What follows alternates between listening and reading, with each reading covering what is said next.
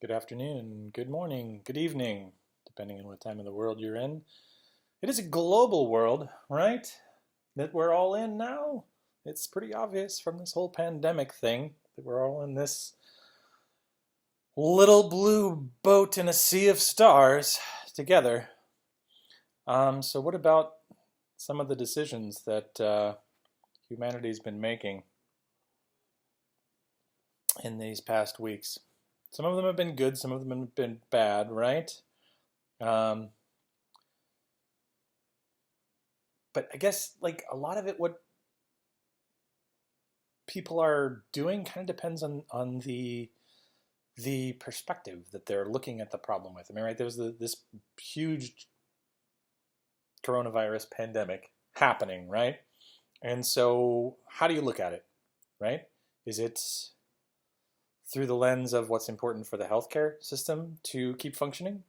Is it through the lens of what's best for me as an individual? Is it the lens of what's best for humanity as a species? Is it the lens of what's best for the economy, right? I mean, these are all valid perspectives, right? And they give you different answers. And I think one of the things that's been lost in the whole pandemic conversation is that we have to take different perspectives into account sometimes, right? I mean, there isn't just one end all be all solution. I mean, so I've written kind of a blog about why the whole lockdown social distancing thing is important for the healthcare system. I'll put that down here, right? What I haven't really talked about or written about yet is some of these other perspectives. So, like, what's best for me, right? I am a healthy adult male in my 40s. So the death rate is pretty low for people in my situation. I mean, I do have a bit of asthma, but I mean, I also run ultra marathons, so it's not really affecting my day-to-day life that much. I'm also kind of a well, so I read a biography of Linus Pauling when I was like 18, and I've been like a vitamin C junkie ever since. So I don't get sick all that much. Probably by now, I mean, a good number of us have been exposed to the virus and had no symptoms. I don't know if I'm in that group or not. I've definitely been exposed to quite a number of other coronaviruses over the years, especially when my kids were in grade school, sneezing in your face, I do. The worst is when you get spit up in your mouth, Whoa. Yeah, that's disgusting. Or thrown up on. That's happened too. Yeah. But so that, I mean, all those experiences, they build up my immune system. So theoretically, as an individual, right, I want to encounter these non-lethal versions of pathogens. Like COVID-19, it's a bad coronavirus, right? It's like at least 10 times more deadly than the flu, which kills a lot of people every year. But chances are it's not going to kill me. And chances are if I were to get infected with it, that would give me some immunity to other coronaviruses I might encounter later in life. So when I'm 70 and there is a COVID 49 or whatever, then hopefully I'll be able to survive it because I've built up those immunities. So that's the individual perspective, right?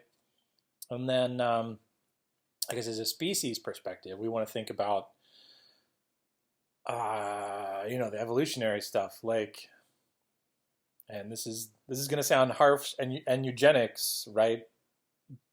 But the weak ones die, the strong ones live. That makes our gene pool better. I mean, that is a perspective, right? However horrible that is for the individuals that do the dying, as entirely too many people are.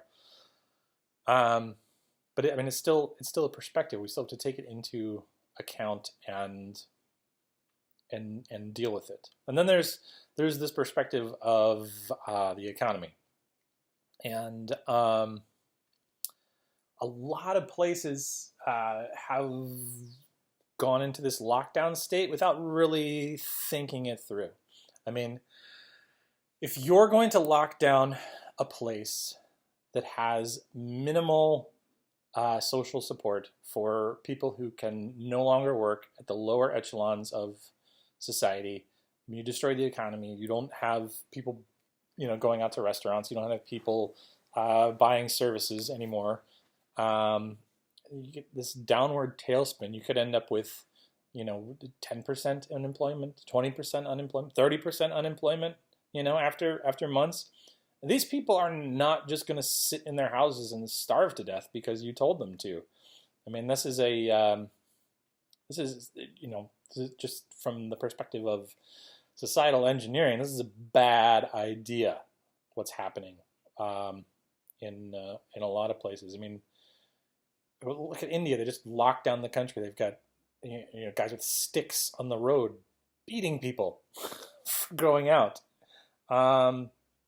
There's a lot of people that still starve to death in India. So do you risk, not having the ability to put food on your table, or do you risk the guy with the stick? I mean, if it comes between starvation and the guy with the stick, I'm going to try and get past the guy with the stick, I have to say. And I think a lot of other people will feel that way as well. Of course, in America, we have plenty of obesity, especially in the lower economic brackets. There's a correlation there, so they'll have some fat they can burn off for a while. Also, that's a harsh and horrible thing to say. Maybe people will come out of it healthier. Probably not. Being trapped in your house generally doesn't lead people to do an excessive amount of exercise. You're also seeing, I guess, reactions from a lot of individuals, depending on whether introverts or extroverts. The introverts are basically like, Nirvana! This is the greatest thing that's ever happened. I don't have to go out anymore. I don't have to talk to people. Everybody has to contact me through my phone or through my computer. And then there are the extroverts that are like me that are like, oh my, there's people. Where are my people? I have no people. I need to see people. I'm going to go crazy, So fortunately, the way things are set up here in Norway, for me, I can do social distancing when I go out, so I can still, go running. So I have been doing an excessive amount of that, get my people fix in, and it's been nice. So Norwegians don't always get that friendly on the trails and the roads and things, but we had a snow a couple days ago, and everybody who was out that morning was just excited about it, just so happy. Like I had Norwegians just bubbling over, like, hi, ja, det er en bra dag, ja, det er vakre snø, ja. Just, it was great. It was got my people fixed that morning. 6 feet away, running past them on the trail. But I mean, if you go around in circles around the lake, you pass the same people several times. But yeah, so I think we have to kind of be a little bit more understanding of the other people around, and maybe the solutions to this, aren't ironclad, and don't follow the same route for everyone. If a large portion of society is doing social distancing, a lot of people are staying home rather than going out. I mean, that's going to lower the infection rate, right? So the few people that go out of their house, and maybe be a little understanding, right? Because we're all human beings. We have different needs, and it's hard to tell somebody that we're going to destroy your livelihood, we're going to trap you in your house, and this is good. It's a hard sell. I mean, the the crisis fever pitch that they've got on the news networks around the world can keep it going for some time, but it will wear thin. And we're already seeing some of the ramifications of these power grabs, right, in places like Hungary, which after, what is it, 30 years now since the Cold War ended, they have gone back to dictatorship. They have a President Orban who can now rule by decree. He needs no permission of any representatives of the legislature. He can imprison you for indefinite terms, and that should scare everybody. Angela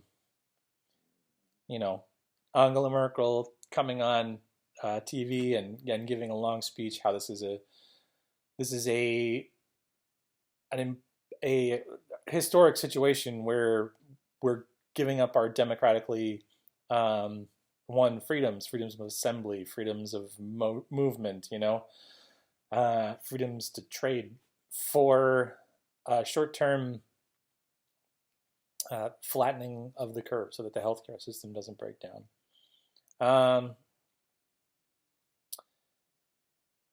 And it's, you have to trust these people, and I don't, and a lot of other people don't too, because they're politicians, and politicians don't generally do trustworthy things with their powers,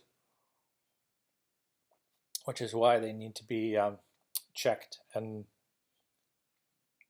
what's happening in the political world is dangerous. Like, for instance, here in Norway, the currency has gone into a tailspin. It's a small currency. It's a small country. So people are putting their money elsewhere. When the corona epidemic really hit here and they started closing down the economy, the kroner dropped like 20% versus the dollar.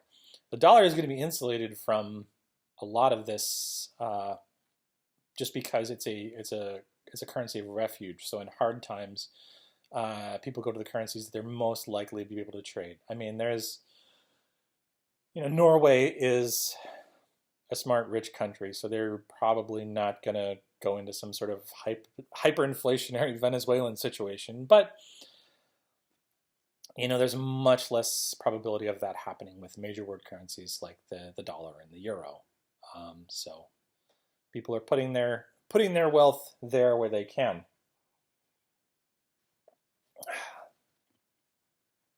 Yeah, I don't know where I'm going with this anymore. It's just kind of turned into a rant about the general state of the world. But I think the most important thing I'm trying to say here is, be understanding of the other people. We're all doing our best. Some people have more of an ability to contribute to society than others do. But everybody's still contributing something. So thank you, everybody. Thank you, world, for contributing. And we'll get through this.